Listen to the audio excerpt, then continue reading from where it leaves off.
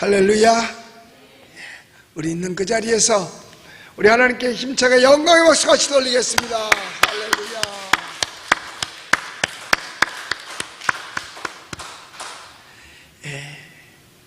하나님의 은혜와 사랑과 축복이 언제나 여러분 모두에게 함께 하시기를 예수님의 이름으로 축복합니다. 그리고 정말로 이것이 오늘날 우리의 예배를 드리러 예배당에 올 수 없다는 것, 이건 어떻게 보면 영적인 전쟁과도 마찬가지지요. 그런데 그것만이 아니라 마귀는요, 사람을 통해서 역사합니다. 그래서 이쪽 지역에 마음카페 그 엄마들이 좋은 정보를 나누고 서로 해서 아이들을 잘 양육하고, 그리고 또 좀 서로가 요리 솜씨를 자랑하고, 또 인문학을 서로가 나누고, 그 다음에 여행 정보를 나누고 이러는 맘카페라면 참 박수 쳐주고 후원도 해줄 수가 있어요.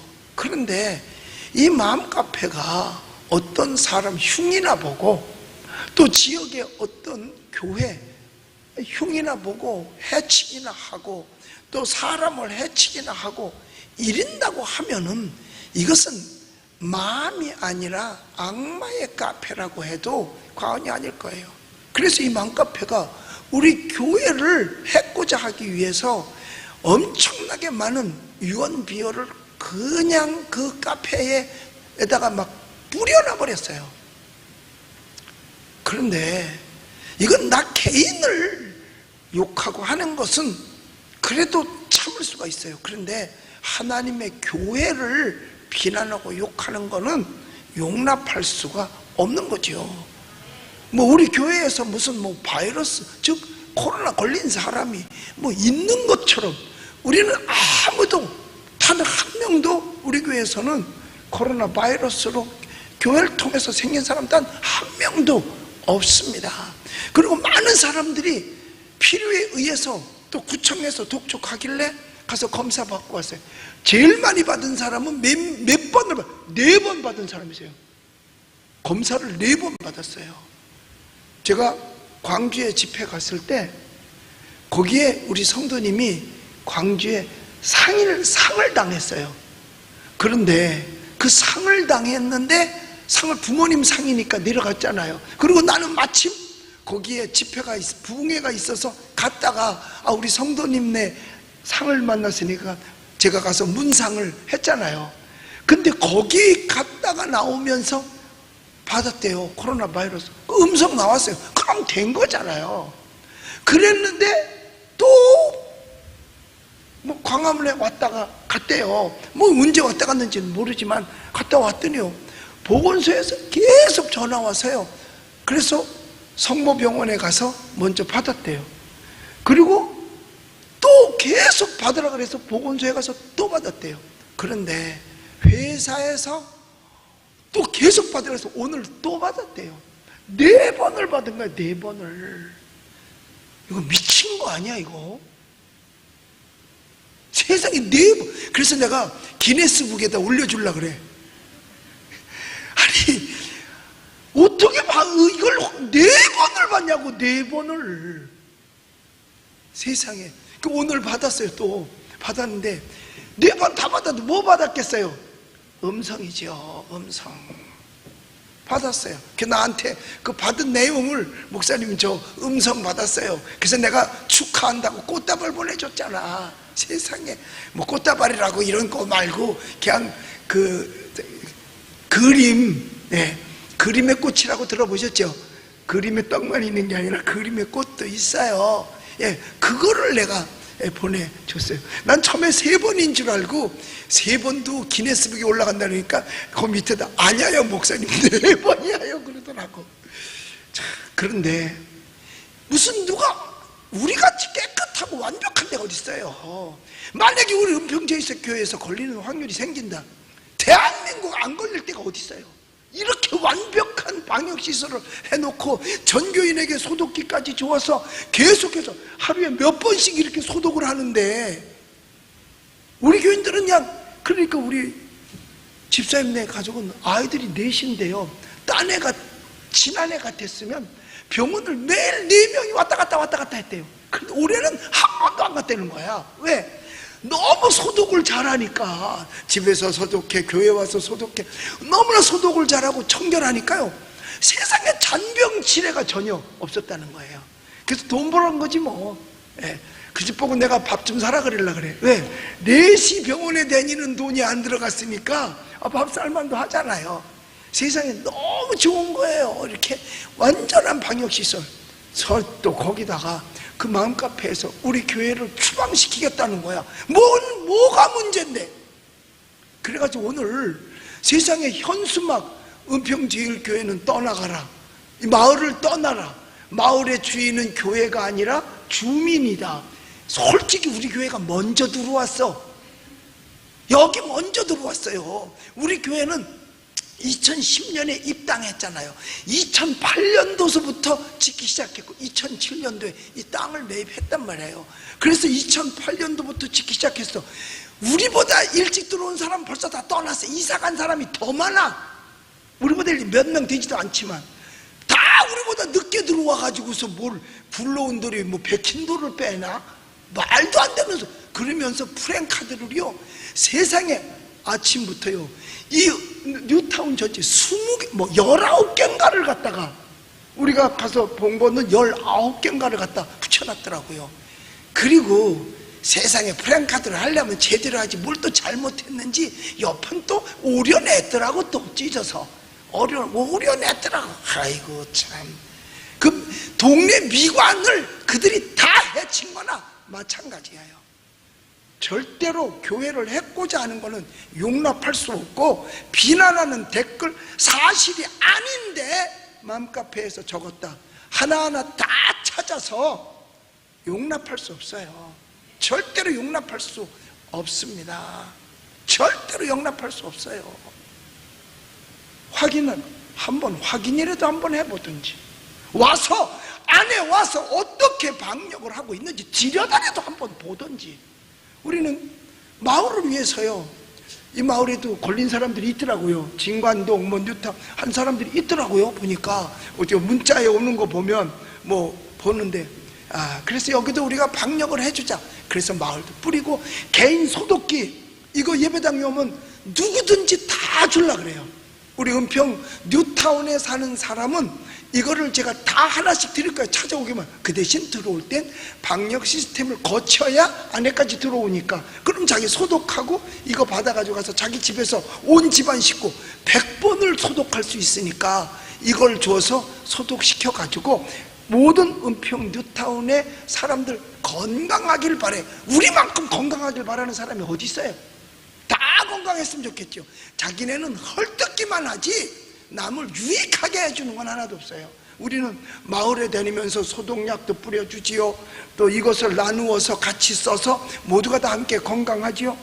그리고 맘카페는 이름을 실명을 안 짓고 아이디라 그러나? 어른디는 없어. 전부 아이디밖에. 어른디라면 차라리 좋겠어. 이 아이디, 애들이 하는 건가 봐. 아이디인 거 보니까. 그래서 누군지는 모르지만 함부로 그렇게 글 올리지 마세요. 우리가 당신한테 잘못한 거 없잖아. 우리가 당신들한테 해롭게 한 거 없잖아. 뭐가 그렇게 불안해? 그러면 먼 바깥에 나오지 말아야지. 불안하면 함부로 글 올리지 말아야죠. 교회라고 날마다 가만히만 있고 그냥 사랑만 있는 줄 아세요? 아니에요. 지렁이도 밟으면 꿈틀 하는 거예요. 그렇게 막 해서는 안 돼요. 그래서 우리 성도들 진짜 내가 대단히 희망이 있더라고요. 그 현수막 딱 붙으니까 구청에다가 막 사방에서 우리 교인들이요, 이야 오늘 신났어요. 제가요. 왜냐하면 막 사방에서 구청으로 계속해서, 왜? 불법 현수막 여기 걸렸다, 불법 현수막 여기 걸렸다. 이거 구청이 허락한 거냐? 구청이 허락했으면 구청도 같이 혼나야지요. 구청이 허락한 거냐? 그러니까 아니라고 안 왔다고. 나중에 변호사한테 그러더래요.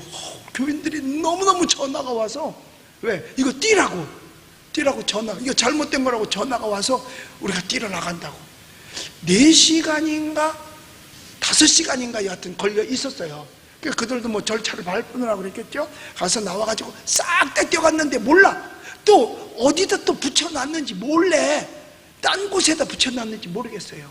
그거 현수막 걸은 사람도 불법에 동조했기 때문에 그 사람도 반드시 벌받아야 될 것입니다. 왜냐? 가서 이거는 불법입니다 하고 우리 부목사님이 가서 분명히 이야기했어요. 분명히 얘기를 했어요. 이걸 지금 멈추지 않으면 당신도 동조자가 되고 그 같이 일한 사람이 됩니다. 그러므로 당신도 피해가 가니까 여기서 멈추십시오 라고. 우리는 모릅니다. 우리는 시키는 대로 할 뿐입니다. 누가 시켰는데요? 누가 시켰다고 딱 전화번호까지 받아놨어요. 이제 분명히 그들에게도 무엇인가 날아가겠지요. 남을 해롭게 하는 건 유익할 게 하나도 없지요. 와서 그러면 말이라도 해보든가. 그래서 1차 오늘은 우리가 승리했습니다. 그래서 그걸 다 띄웠어요. 다 띄웠어요. 그러니까 화나겠지 그 사람들도. 왜? 기껏 돈 들여가지고 했는데 뛰니까 화가 나겠지. 화가 나겠지. 근데 뭐 화가 나? 지네가 손해본 게 없는데. 그리고 이렇게 막 돈을 모아서 자기네끼리 힘. 하여튼 공무원 사람들은요, 우리가 그대로 좌시할 수는 없습니다. 그러지 않아도 힘든데 왜 그렇게 사람을 힘들게 만들까? 그래서 오늘 설교 제목이 뭐냐면 사람을 좋게 하랴 하나님을 좋게 하랴야. 우리는 하나님의 자녀들은 하나님을 좋게 하고 그 다음에 사람을 좋게 하는 거지, 사람의 비유만 맞추는 게 하나님의 일꾼들이 아닙니다. 하나님의 비유를 맞춰야지 사람 비유 안 맞추는 거예요. 사람 비유 맞추면 사람 하는 대로 따라가는 거잖아요. 자, 그래서 오늘 이 갈라디아서를 통해서 6절부터 10절까지 해석해서는 우리에게 구원의 확신, 복음이 뭔가, 진리가 뭔가를 우리에게 가르쳐주면서 10절 마지막을 통해서 하나님을 좋게 하랴 사람을 좋게 하랴, 사람을 기쁘게 하랴 하나님을 기쁘게 하랴 하는 것으로 오늘 말씀을 나누도록 하겠습니다. 오늘 여기 보면 먼저 사도 바울의 부르심에 대해서, 즉 소명과 사명에 대해서 이야기를 합니다. 자, 여기 보면 그리스도의 은혜로 너희를 부르신 이를 같이 속히 부르신 이들 같이 속히 떠나 다른 복음을 따르는 것을 내가 이상히 여긴다 라고 말합니다. 너희를 부르셨다, 즉 하나님께서 다 부르셨어요. 사도 바울은 자기 자신도 내 스스로 하나님을 택한 것이 아니라, 내 스스로 예수님을 믿은 것이 아니라 하나님의 부르심을 통해서 예수를 구주로 영접했다는 사실을 이야기를 합니다. 자, 그런데 또 하나 빼놨네요. 세상에 그 우리가 새벽 기도하고 하는 유튜브가 나가잖아요. 그러니까 항의가 온다는 거야. 설교하면서 마스크 안 썼다고, 마스크 쓰고 설교하라고 그쪽에서 계속 날라와요. 참 답답하죠. 이거를 하면 어떻게 발음이 똑바로 나가겠어요. 이게 똑바로 안 되잖아요.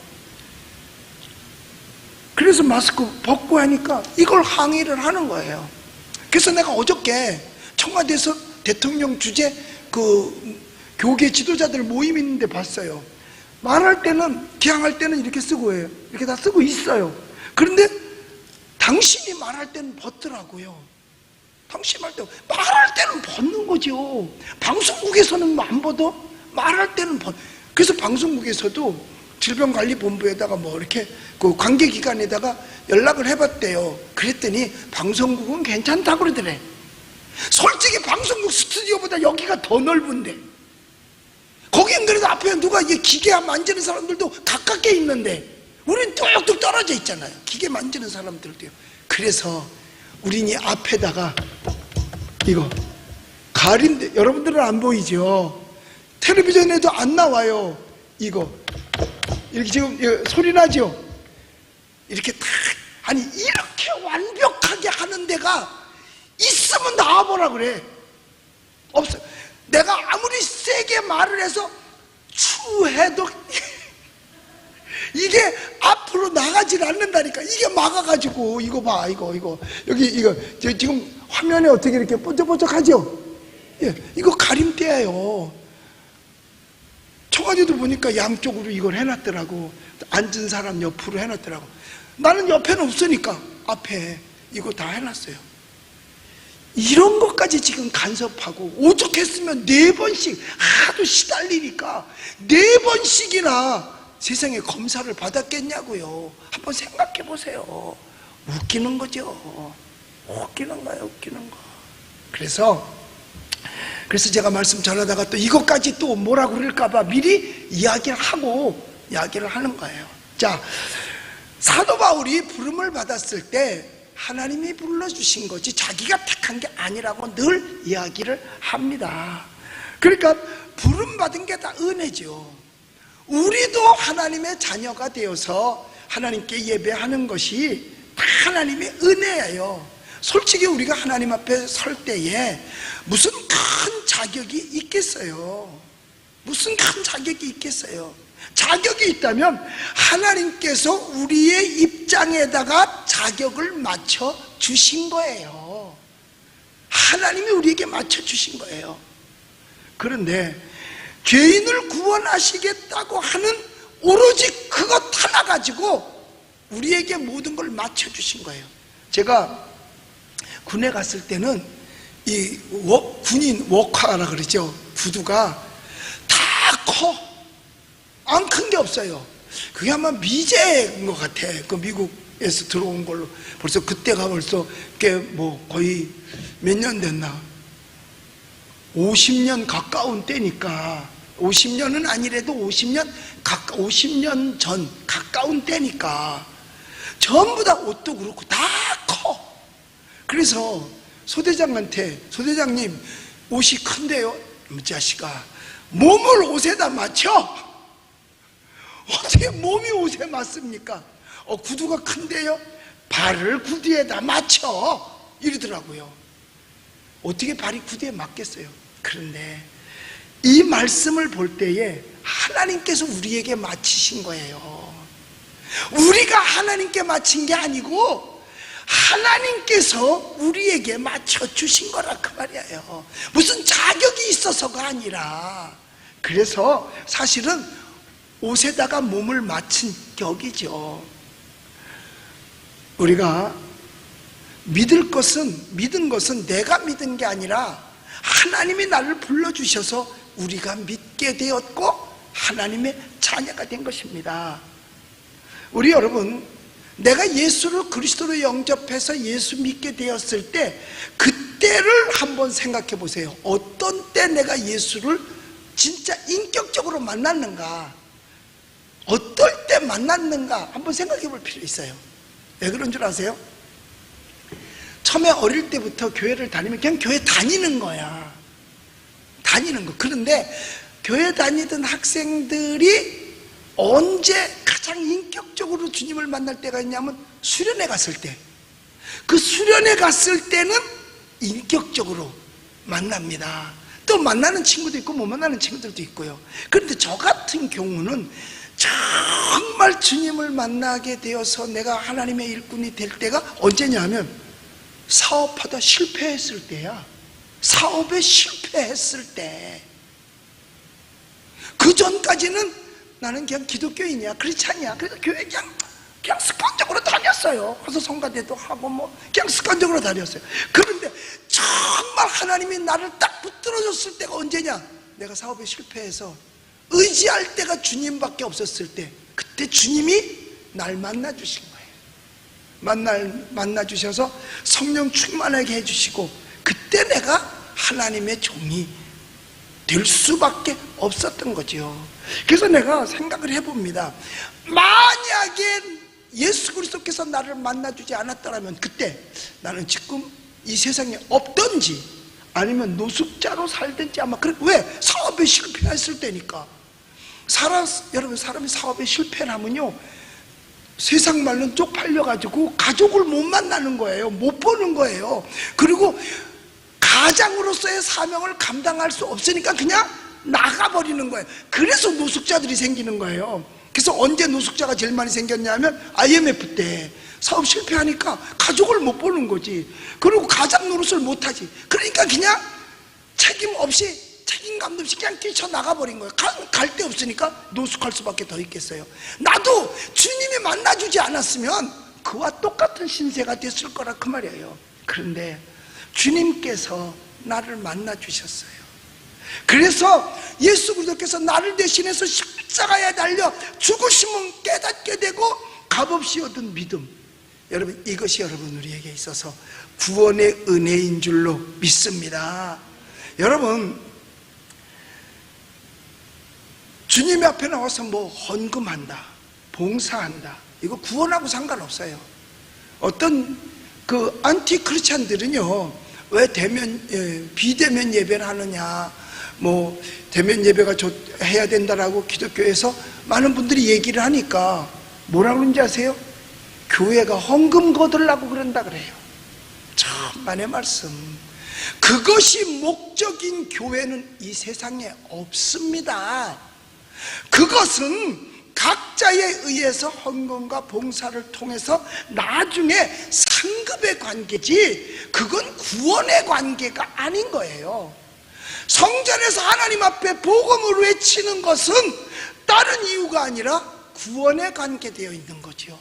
예수를 믿고 구원받는 게 목적인 것이지 헌금이 목적이 아니라 그 말이에요. 그런데 함부로 그런 소리 막 해요. 그건 본인이 그것에 눈이 어두웠다는 증거입니다. 왜? 속에 있는 게 겉으로 나오기 때문에 그래요. 속에 있는 게 다 겉으로 나오잖아요. 자기 속에 그런 마음이 있으니까 그런 걸 하는 거예요. 자기 속에 그런 게 없으면 절대로 그렇게 하지 않죠. 왜? 더군다나 우리 은평제일교회 같은 건 제가 개척했잖아요. 개척 때 아무것도 없어요. 교인 한 사람만 있어도 감지덕지예요. 거기서 무슨 그 사람이 와서 헌금해 주길 바랐겠어요? 아니요. 그런데 지금 이렇게 넉넉한데 무슨 그걸 바라겠어요. 그런데도 세상 사람들은 그따위 소리를 한다니까요. 이것도 다 모욕이에요. 죄는요, 명예훼손죄도 있고 모욕죄도 있더라고요. 내가 이번 일로서 변호사님을 만날 수밖에 없었어요. 왜? 어드바이스를 받아야 되고 변호사님한테 맡겨야 되니까. 그러니까 목사님, 모욕죄도 있고요, 뭣도 있나요? 명예훼손죄도 있습니다. 그것에 대해서는 형사죄고요, 그 다음에 그걸 통해서 내가 물질적 손해를 입었다 그러면 손해배상을 청구할 수도 있습니다. 그러니까 형법과 그 뭐라 그러지? 일반 무슨 사법인가? 민사. 예. 나는 성경은 알아도 법은 잘 몰라. 내가 법학을 하질 않았으니까. 우리 목사님 법도 몰라. 모르는 게 당연하지. 그러니까 변호사를 찾지. 다 알면 변호사를 왜 찾겠어요? 그러니까 세상 사람들이 이건 모욕하는 거예요. 절대로 그렇지 않습니다. 헌금과 봉사는 구원과 관계 있는 게 아니라 상급과 관계 있는 거죠. 상급과 관계 있어요. 또한 우리들이 예수 안에서 사명자로 받은 것도 얼마나 귀한 거예요. 그 사명은 천사도 흠모하는 거죠. 천사도 흠모하는 거예요. 그래서 거기다가 우리로 이 세상을 승리하며 신앙의 성공자 되라고 은사까지 다 주셨어요. 그래서 신앙생활에 유익할 수 있는 각양각색의 은사를 주셨거든요. 얼마나 감사합니까? 믿음의 은사, 방언의 은사, 통역의 은사, 능력 행함의 은사 등 9가지 은사들을 다 주셔서 승리하게 해주시는 거예요. 그런데 사도 바울이 깜짝 놀란 게 하나 있어요. 그게 바로 뭐냐? 이렇게 은혜를 받고 구원받은 사람들이 교회를 떠날 때, 하나님을 배신할 때에 참 바울은 안타깝고 놀랄 수밖에 없었던 거예요. 안타깝고 놀랄 수밖에 없었던 거예요. 너무나. 왜냐?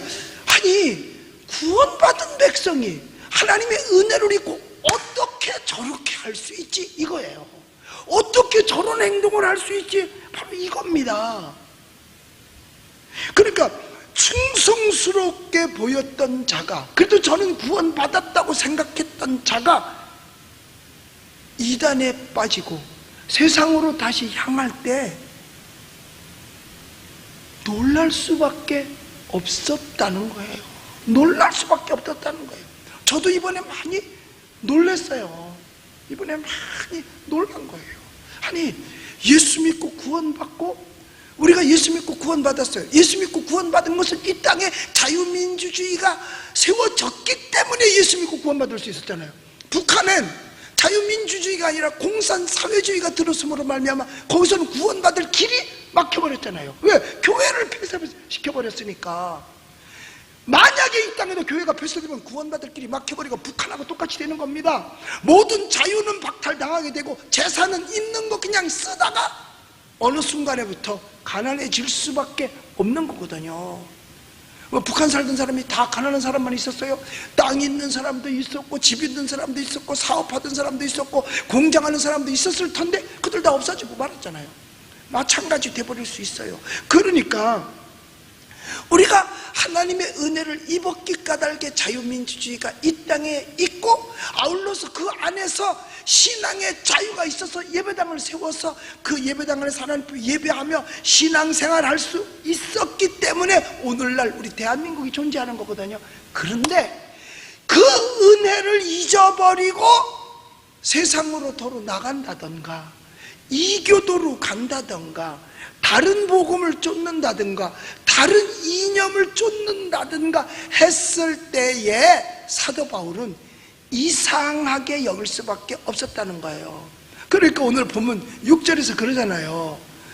다른 복음을 따르는 것을 내가 이상하게 여기노라 라고 말한 거예요. 다른 이념을 따라가는 거예요. 참 안타깝지요.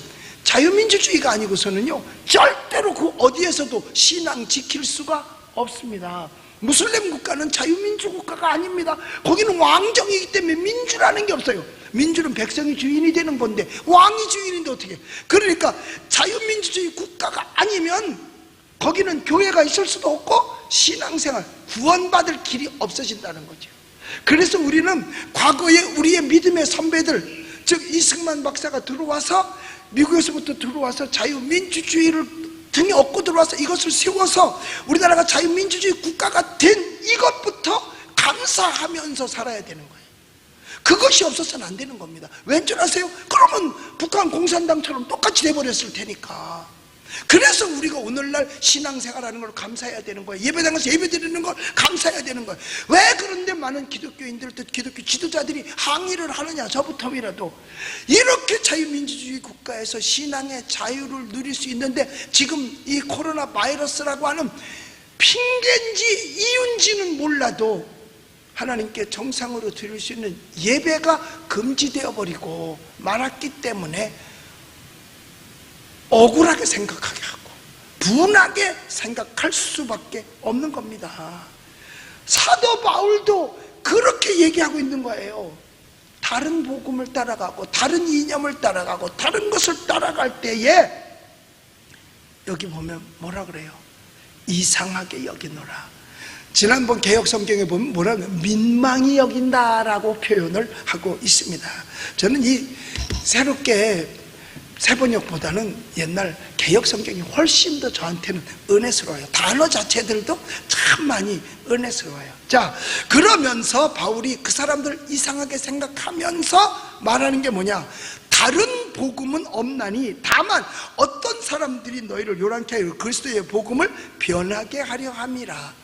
복음을 변질시켜버린다 이 말이에요. 복음을 변질시켜버리는 거예요.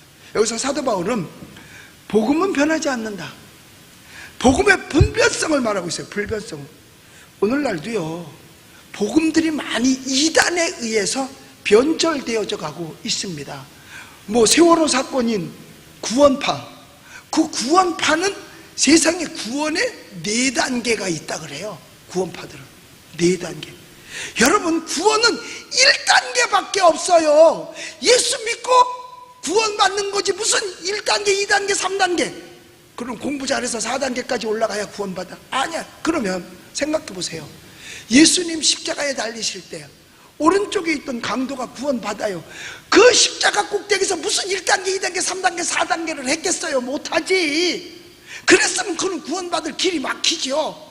그런데 1단계 오직 믿음으로, 오직 믿음으로. 할렐루야. 그러니까 십자가에 있던 강도도 오직 예수 그리스도를 믿었기 때문에 구원받는 거예요. 그래서 복음은 딴 게 예수 그리스도의 십자가의 속죄, 예수님께서 나를 위해 십자가에 달림으로 말미암아 피를 흘리시고 우리가 구원을 받았다는 이 말씀, 이거를 믿고 나아가는 거예요. 그래서 이사야서 53장 5절을 뭐라고 말하느냐 하면 성경의 가장 중요한 핵심이라고 이야기해요. 복음 중에 복음이라고 얘기하고 있어요. 왜? 이 속에 예수 그리스도가 이 땅에 오셔서 우리의 죄를 대속하기 위해서 하신 모든 일이 다 들어있기 때문에 그래요. 그래서 이사야서 53장 5절을 우리 같이 크게 읽어봅니다. 시작. 그가 찔림은 우리의 허물 때문이요 그가 상함은 우리의 죄악 때문이라. 그가 징계를 받음으로 우리는 평화를 누리고 그가 채찍에 맞음으로 우리는 나음을 받았도다. 그러니까 허물과 죄와 질병과 이런 모든 것을 속하여 주시, 죄사함을 얻게 해주시는 거예요. 그러니까 예수님께서 매마 주시고 찔리시고 상하시고 징계 받으심으로 말미암아 베풀어 주신 그 은혜, 그게 복음이에요. 그걸 믿으면 되는 거거든요. 그래서 요한복음에는 1장 그랬죠. 말씀이 육신되어 우리 속에 거하셨다 그랬어요. 그런데 복음은 어떻게 변하고 있는가? 우리말 성경을 봤더니 변했어. 뭐가? 그전에는 가라사대 그랬어. 그러다가 요새는 가라사대 말씀하시기로 바뀐 거죠. 예수께서 말씀하시기를. 근데 전에 성경에 보면 변했죠. 예수께서 가라사대 이렇게 나왔는데 그것이 여러분 변했다. 그러니까 복음이 변한 게 아니에요. 복음이 변한 게 아니라 단어를 좀 쉽게 바꾼 거죠. 이게 왜 그걸 변한 거예요? 가레사다라고 했든지 말씀하시기를 했든지 동의어니까 복음은 복음이죠. 절대로 여러분 무슨 공로가 있어야 구원받는다?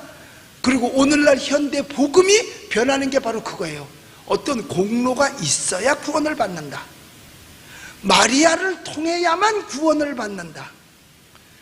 토요일날 모여야만 구원을 받는다.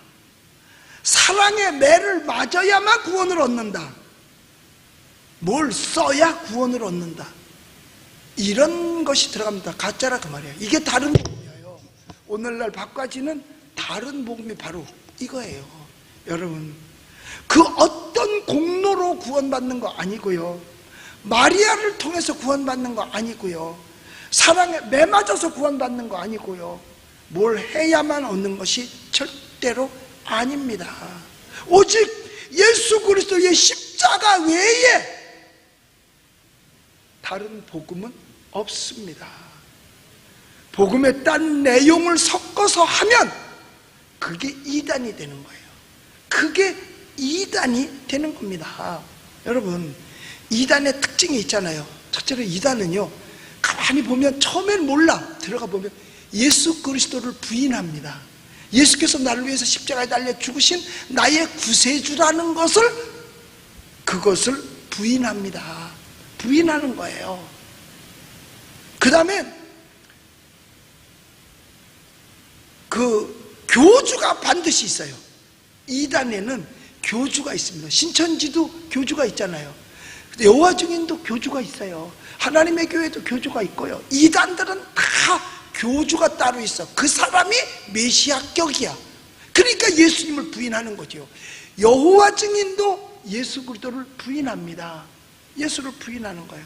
그리고 이단의 특징은 뭐냐? 믿는다고 해도 끝까지 자꾸 달겨들어요.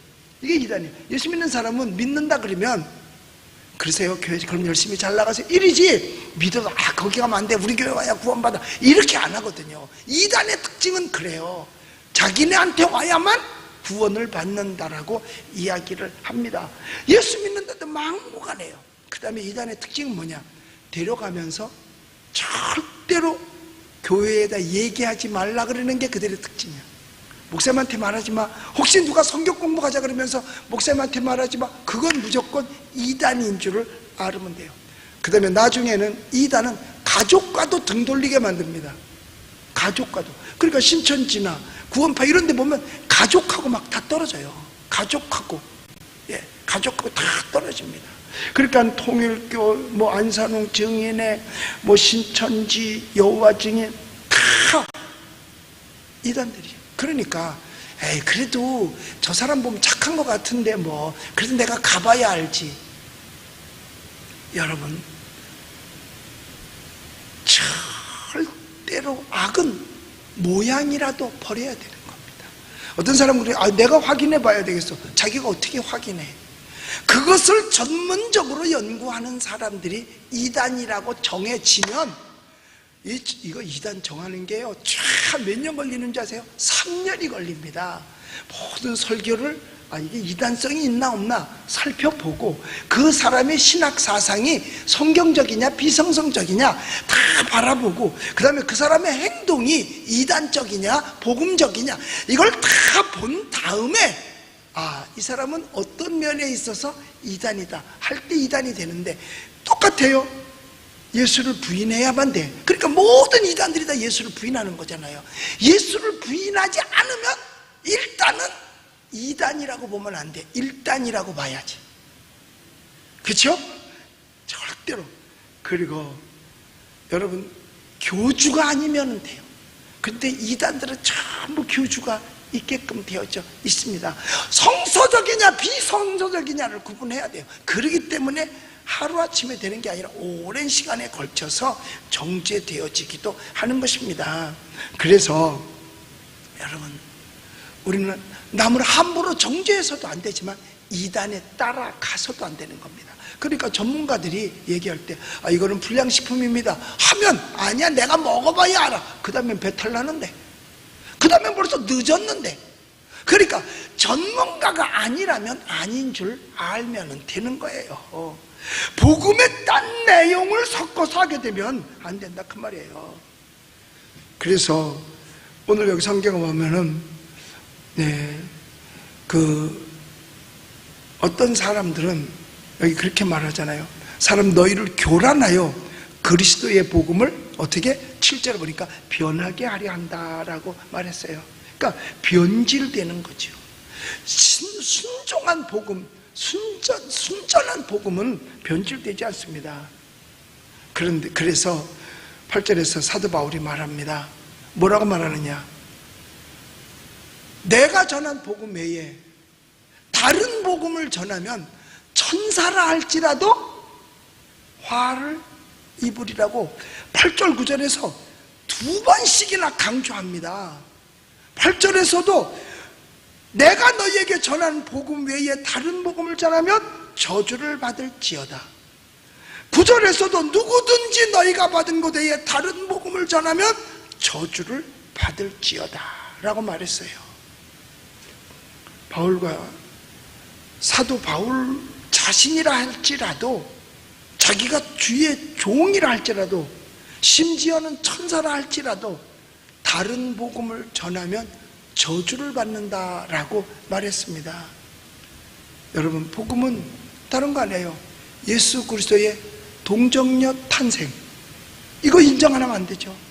예수 그리스도의 십자가의 고난, 그리고 예수 그리스도의 죽음, 그리고 부활, 승천, 재림, 요것만 맞으면 되는 거거든요. 이게 바로 우리가 전한 복음이고 바울이 전한 복음이에요. 예수 그리스도는 왜 동정녀 탄생을 인정해야만 하느냐? 그 이유는 죄 없이 이 땅에 오신 분이라는 것을 가르쳐주기 위해서 그래요. 여러분, 사람은, 우리 아담의 후손은 죄의 후손입니다. 그러니까 죄인의 유전자를 계속 받아가지고 오는 거예요. 그러니까 또 태어나도 또 죄인이 태어나는 거예요. 그래서 이 땅에 의인은 없나니 한 사람도 없다라고 말한 거죠. 그런데 예수 그리스도는 육신의 아버지가 없잖아요. 육신으로 말미암아 오신 분이 아니에요. 성령으로 잉태되었어요. 마리아의 몸을 빌려서 오신 것뿐입니다. 그렇기 때문에 예수님께서는 죄가 없으신 거예요. 황석 박사님이 그 개복제를 이렇게 했어서 나잖아요. 창조가 아닙니다. 그건 개발인 거지. 창조는 아무것도 없는 데서 생겨나야 돼요.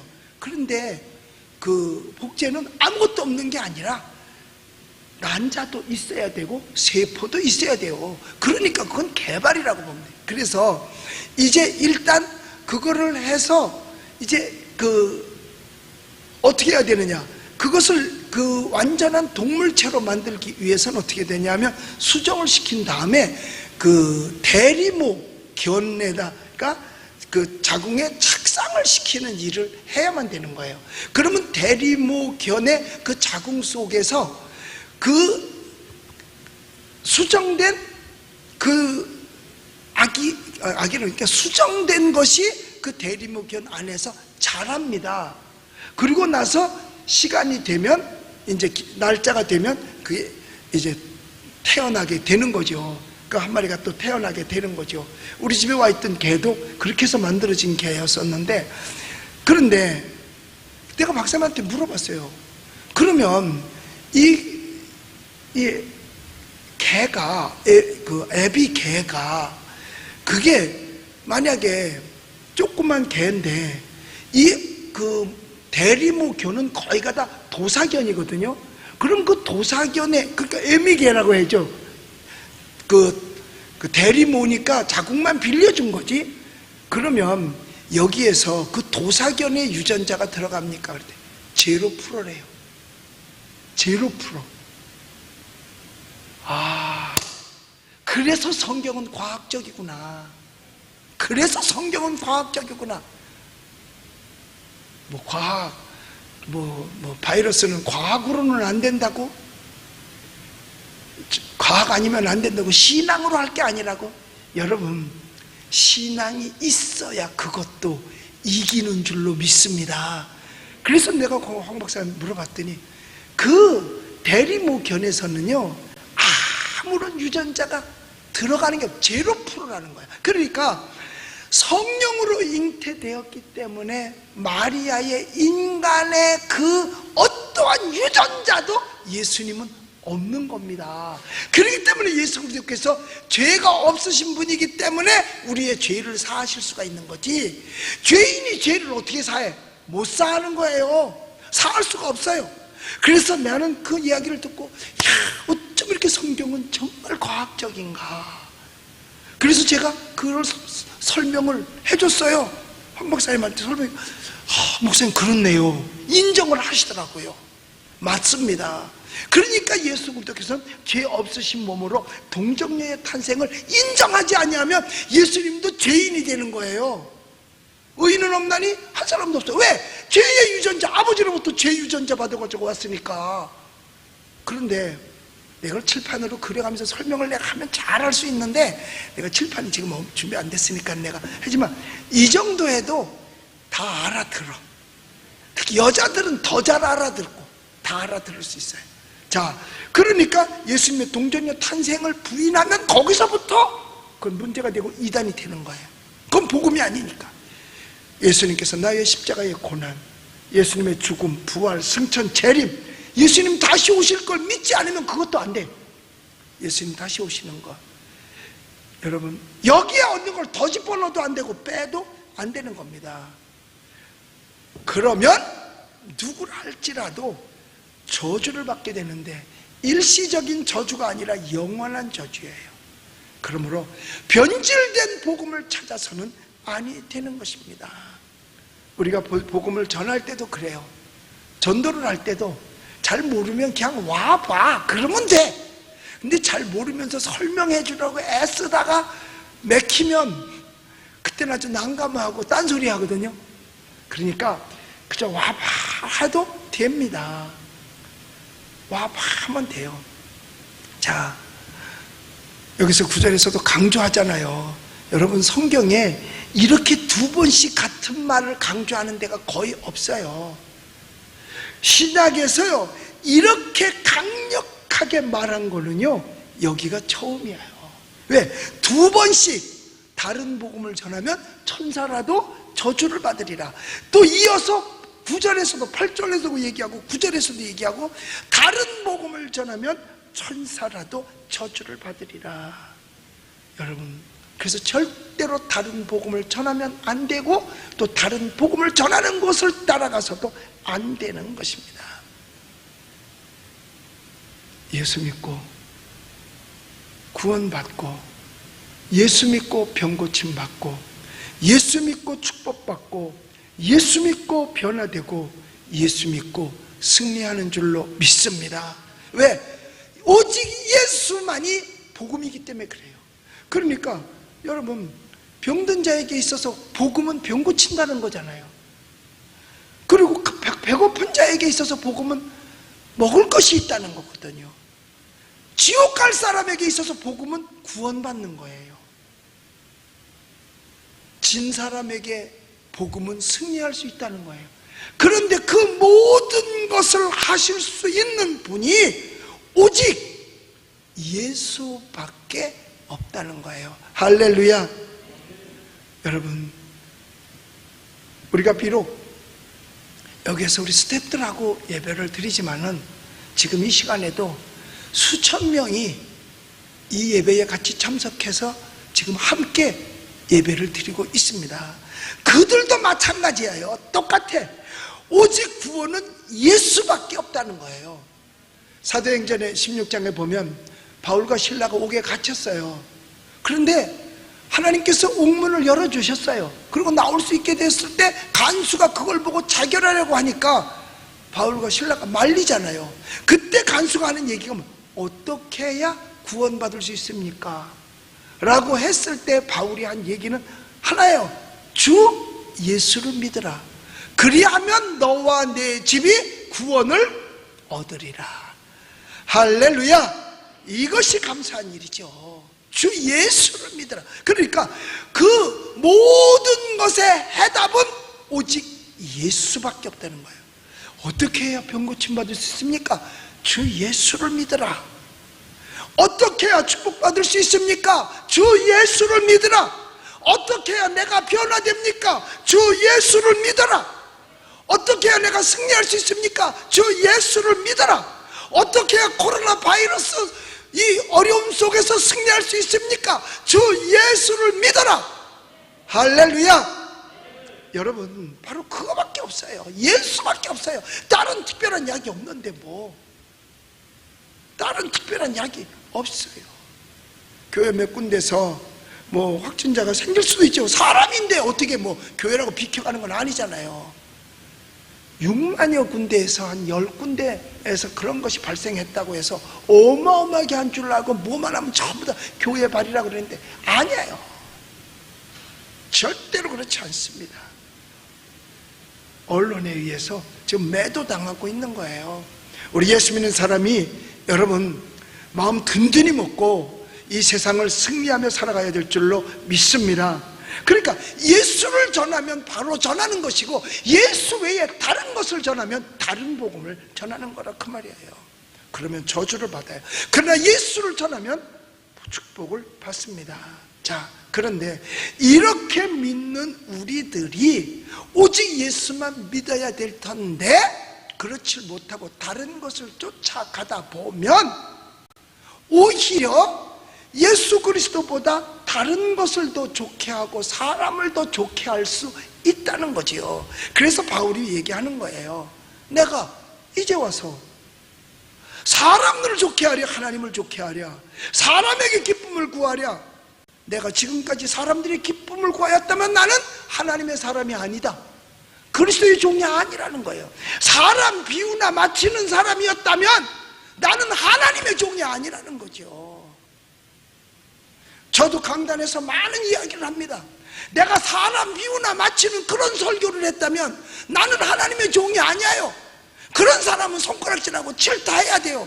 목사님 복음 전하세요, 사람 비우 마치지 마세요, 이거 말할 수 있어야 돼요. 정부 비우 마치지 마세요라고 여러분들이 얘기를 해줘야 되는 거예요. 신앙인들은 나도 신앙 지켜야 되니까 나 신앙을 인도해 주실 분은 주의 종 아닙니까? 주의 종이 우리를 올바로 인도해 주세요. 사람 비유 맞추지 말고 하나님 비유 맞추십시오 라고 말할 수 있는 그런 성도들이 진짜 성도인 줄로 믿습니다. 그게 없으면 안 돼요. 그냥 아멘이나 하고 있고, 물론 당연히 아멘 해야죠. 그러나 그가 가는 길이 사람 비유나 마치고 사람만 좋게 하고 사람을 기쁘게 하려고 한다면 하나님의 종이 아니라고 분명히 말했잖아요. 우리 10절을 띄워주세요. 다 같이 읽어봅시다. 시작. 이제 내가 사람들에게 좋게 하랴, 하나님께 좋게 하랴, 사람들에게 기쁨을 구하랴, 내가 지금까지 사람들의 기쁨을 구하였다면 그리스도의 종이 아니니라. 사도 바울이 그동안 살아오면서 내가 사람 비유나 마치고 사람이나 좋게 해주고 사람이나 기쁘게 해주려고 했다면 자기는 그리스도의 종이 아니라는 거죠. 제가 당당하게 여기서 말할 수 있는 건 뭐냐? 난 그리스도의 종 맞아! 내가 얘기합니다. 왜? 나는 사람의 비유 맞힌 게 아니라 난 하나님의 비유 맞힌 거거든요. 나는 목회자 세미나 할 때도 목사님들한테 그래요. 그동안 우리 교회 다녀간 목사님들이 11,700명인데 그 11,700명의 목사님들이 한 15, 16년 동안에 오셨다 가신 목사님들이 그렇게 많잖아요. 그 목사님들한테 제가 강의할 때도 그래요. 여러분, 하나님의 비유를 마치지 사람 비유 마치면 안 됩니다. 그러면 당신은 사람의 종이 되지 하나님의 종이 되지 않습니다. 그러니까 하나님의 비유를 마치십시오. 성도들도 마찬가지예요. 주의 종이 자기 비유 마치라고 그러지 마세요. 자기 비유에 맞는 목회하라고 말하지 마세요. 그러면 사람 종 됩니다. 사람 종이 되면 무슨 축복권이 있겠어요? 사람의 종이. 하나님의 종이래야 축복권이 있고 능력이 있는 거지, 사람의 종이면 무슨 축복권이 있고 능력이 있겠어요? 사람의 종 노릇하는 사람이. 그래서 성도들도 주의 종이 사람의 종 되길 바라서는 안 돼요. 내 종 되기 바라서는 안 돼요. 하나님의 종 되길 바라야죠. 목사님, 우리 비유 맞추지 말고요, 하나님 비유만 맞추세요. 목사님, 우리 종 노릇하지 말고 하나님의 종 노릇하세요 라고 말할 수 있어야 된다 그 말이에요. 제가 미국 뉴욕에서도 세미나 할 때 그랬어요. 뉴욕의 목사님들은요 거의 사람 종 노릇하는 분들이 많아요. 모든 걸 하여튼 다 뒷바라지 다 해줘. 그래도 나중에 보면 그 교회 떠나. 특히 작은 개척교회 목사님들은요 애 학교까지 다 데려다 주기도 해. 왜냐? 엄마 아빠가 출근을 일찍 하니까 목사님이 데려다 줘. 뭐까지 다 목사님 사모님들이 얼마나 많이 해주는지 몰라요. 그러면 그렇게 해줬으면 끝까지 그 교회에 있어야 되잖아요. 조금 이제 생활할 만하고 재산이 늘면 아유, 우리는 우리 수준에 이 교회가 안 맞아. 그러니까 좀 우리 수준에 맞는 교회 찾아가. 보낸다니까요. 그러면 그건 누구 잘못이냐? 그것도 주의 종 잘못이에요. 왠 줄 아세요?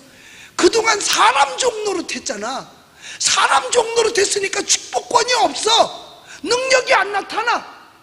그러니까 그들이 사람 종한테 있지 않고 하나님의 종한테로 가고 싶은 거야. 그래서 가는 거예요. 정말 우리는요, 여러분들도 다 마찬가지예요. 우리들 다. 우리는 사람보다 하나님을 좋게 해야 된다는 거, 사람의 말 듣는 것보다 하나님의 말씀을 들어야 한다는 거죠. 그러니까 요즘 예배 언어도 이거 처음 생긴 말이에요. 이게 국어 사전에 있는지 모르겠어. 비대면이라는 말이, 비대면 예배라는 말이 사전에 나와 있는지 모르겠어요. 이게 지금 누구 비유를 맞추고 있는 거지? 누구를 좋게 하고 있는 거지? 참 가슴 치고 통탄할 일이에요. 이거는 정말. 그렇다고 해서 그를 좋게 하려고 하는 것은 분명히 아니에요. 그렇지만 우리는 지금 하나님을 기쁘시게 하고 있느냐, 하나님을 좋게 하고 있느냐는 그것만은 한번 생각해보고, 그렇지 못하다면 정말 시간 내서 금식하고 회개해야 될 것이 오늘 우리 주의 종들이고 우리 크리스찬인들인 줄로 저는 그렇게 믿습니다. 하나님의 종 예수 그리스도는 죽임을 당하셨잖아요. 바울도 하나님의 종이기 때문에 바울도 순교를 합니다. 사람 비유 맞췄으면 바울 순교 안 해도 돼요. 로마 시민권까지 있는데 바울이 왜 죽어? 안 죽을 수 있어요. 그러나 하나님 비유 맞춘 거죠. 하나님을 좋게 하는 거예요. 사람보다 하나님을 기쁘시게 한 거죠. 인간이 크리스찬이 실패하는 거는 사람 쫓다가 실패하는 겁니다. 하나님 쫓으면 돼요. 여러분, 창세기 39장 9절에 보면 요셉이 하나님을 따랐기 때문에 요셉을 하나님께서 성공시켜 준 거예요. 자, 여기 보면 이렇게 써 있어요. 이 집에는 나보다 큰 이가 없으며 주인이 아무것도 내게 금하지 아니하였어도 금한 것은 당신뿐이니 당신은 그의 아내임이라. 그런즉 내가 어찌 이 큰 악을 행하여 하나님께 죄를 지으리까? 라는 말을 합니다. 자, 이게 무슨 얘기냐면요, 요셉이 보디발의 집에 종살이를 할 때 참 근실하게 잘하니까 그 보디발이 그 집안의 집사로 삼아요. 모든 것을 다 맡깁니다. 그러니까 그 집에 총무야, 총무. 최고 다야. 그런데 보디발은 왕궁에서 일을 하니까 12대장 경호실장이니까 늘 출근을 해요. 출근하면 그 보디발의 아내가 미세스 보디발이라 그러더라고. 미세스 보디발이 집안에 있는데 그 집에서 일하는 사람은 누구냐? 바로 요셉이에요. 그런데 이 요셉은요, 준수하대요. 잘생겼대요. 그런데 그 보디발의 아내가 하루 이틀이 아니고요, 날마다 요셉을 유혹하고 솔직하게 털어놓고 동침을 요구했다 그랬어요. 그랬을 때에 요셉이 이야기를 한 겁니다. 뭐라고? 오늘 있는 창세기 39장 9절 말씀 그 얘기를 한 거예요. 주인이 다 맡겼지만 당신까지 맡긴 거 아닙니다. 그리고 나는 이건 아닙니다. 이건 하나님 앞에 혼날 일입니다. 이건 하나님 앞에 죄 짓는 일입니다. 그렇기 때문에 나는 너를 즐겁게 해줄 수 없고 나는 하나님을 기쁘게 해야 됩니다. 그러므로 나는 절대로 이런 죄악에 빠지지 않겠다라고 얘기를 한 거예요. 그러니까 제 자존심도 상했는데 어느 날 아무도 없는데 그 보디발의 아내가 있는 그 방에 들어갈 수밖에 없어요. 일을 하러 들어갔었어요. 그랬더니 거기에서 보디발의 아내가 요셉을 겁탈한 거죠. 그러니까 여자가 남자를 성추행하려고 했던 거예요. 요즘으로 따지면 성폭행하려고. 그럴 때 요셉이 도망쳐서 나올 때 그 옷이 벗겨져 버렸어요. 잡아당기니까. 그래서 옷을 빼앗기고 나갔죠. 그게 얼마나 자존심 상했겠어요. 또 속도 상했겠죠. 또 약도 올랐겠죠. 그러니까 남편한테 고함으로 말미암아 결국 철창 신세를 지게 되는 거예요. 자, 이와 같이 하나님의 뜻 따르다 보면 때로는 손해를 볼 수도 있고 억울하게 당할 수도 있어요. 우리 교회도 하나님의 뜻을 따르는 교회되다 보니까 뭐 맘카페고 여기저기에서 우리를 공격해 올 수도 있다 그 말입니다. 또 내가 불이익을 당할 수도 있고요. 그러나 분명히 하나님을 사랑하는 자, 곧 그 뜻대로 부르심을 입은 자들에게는 합력하여 선을 이루는 결과가 있을 줄로 믿습니다. 그러므로 우리는 끝까지 하나님을 좋게 하랴 사람을 좋게 하랴, 하나님을 기쁘게 하랴 사람을 기쁘게 하랴를 항상 생각해 보고 우리는 하나님을 기쁘게 할 수 있는 우리들이 다 돼야 될 줄로 확신합니다. 그러니까 하나님보다 사람을 더 섬겨서는 안 되는 거죠. 하나님을 더 섬겨야 되는 거죠. 사람보다 하나님을 더 신뢰해야 되고 사람보다 하나님의 말씀에 더 순종해야 되고 말씀대로 살아야 되죠. 그래야 복이 오는 겁니다. 여러분, 우리는 때때로 말씀대로 살고 하나님의 비유를 맞추고 사람 비유 안 맞추다고 하나님 비유 맞추다 보니까 사람 앞에 사람들로 의해서 불이익을 당하거나 손해될 수도 있고 때로는 인격적 손상이 올 수도 있습니다. 그러나 우리는 정말 예수를 믿는 믿음으로 최선 다해서 끝까지 신앙 지키는 승리자들이 다 되시기를 예수님의 이름으로 축원합니다. 기도하겠습니다. 하나님 아버지, 은혜와 사랑을 감사합니다. 오늘도 귀한 말씀 주셨습니다. 오직 구원 얻을 길은 예수밖에 없습니다. 우리 예수 믿고 구원받고, 그리고 우리가 하나님의 자녀 되어 구원받았으니 우리는 사람 비유보다 하나님 비유 맞추는 우리들이 되게 하여 주시옵소서. 우리 한국교회 모든 목회자들, 지도자들이 사람 비유보다 하나님 비유를 먼저 맞추고, 사람을 좋게 하기보다 하나님을 더 좋게 할 수 있게 하여 주시옵고, 우리 모든 크리스찬들이 정말 하나님 마음에 드는, 하나님을 기쁘시게 하는 우리 모든 크리스찬들이 되게 하여 주시옵소서. 예수님의 이름으로 기도드리옵나이다. 아멘.